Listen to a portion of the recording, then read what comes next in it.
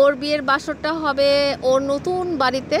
সেই নতুন বাড়ি আমি পুরোটা সাজিয়ে দিব, ওর খাট আমি সাজিয়ে দিব বাসর ঘরে, এবং ও হানিমুনে যাবে। আমি সেটা ঠিক করে দিব। হানিমুনে কোথায় সাথে যাবা তো তুমি? না, আমি হানিমুনে যাব না। সাথে না গেলে আমার ব্যাগটা কে ধরবে? তোমার ও হানিমুনে যাবে, আমি বলে দেই। ওর হানিমুন হবে সাউথ আফ্রিকাতে। আফ্রিকায় কেন করব? সাউথ আফ্রিকা অনেক সুন্দর জায়গা। অনেক সুন্দর জায়গা। সাউথ আফ্রিকাতে ও হানিমুন করবে, সেটা টিকিট, হোটেল সব আমি করে দেব। আমি যখন থাকবো না, আমি যখন মারা যাব বা তারপরেও আপনারা এই কথাটা সবসময় মনে রাখবেন যে মানুষকে ঘৃণা করার জন্য কেউ কখনো কাউকে শাস্তি পেতে হয়নি, কোনো গালাগালি শুনতে হয়নি। আমি যদি আজকে মামুনকে ঘৃণা করি, কেউ আমাকে বকা দিবে না, গালি দিবে না, কিছু দিবে না। কিন্তু আমি যদি বলি আমি মামুনকে ভালোবাসি, 100টা মানুষ আমাকে বকা দিবে, গালি দিবে। তো আপনারা জিনিসটা দেখেন যে কোনো এক ঘৃণা করা তো ভালো কিছু না, ঠিক আছে? ঘৃণা করার জন্য কিন্তু কোনো শাস্তি হয় না, কিন্তু ভালোবাসার জন্য সারা জীবন, শুধু আমরা না, সারা জীবনই কিন্তু মানুষ শাস্তি পেয়ে আসছে। তো কোনটা আসলে ভালো? ঘৃণা করাটা ভালো না ভালোবাসার জন্য মানুষ শাস্তি পেয়ে আসছে কঠিন জায়গায়, কিন্তু কাউকে ঘৃণা করার জন্য যেমন আমি পায়ে আসলাম নাকি?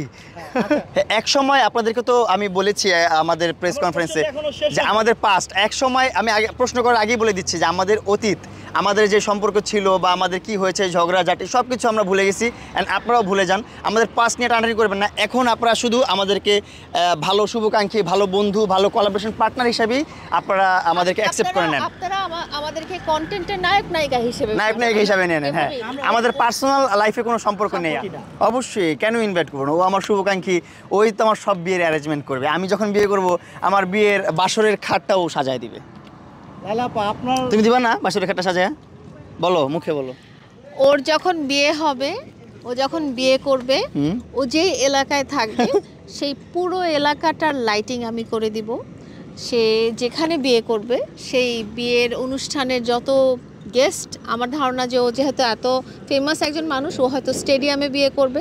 স্টেডিয়ামের ভাড়া এবং খাওয়া দাওয়ার অ্যারেঞ্জমেন্ট আমি করে দিব।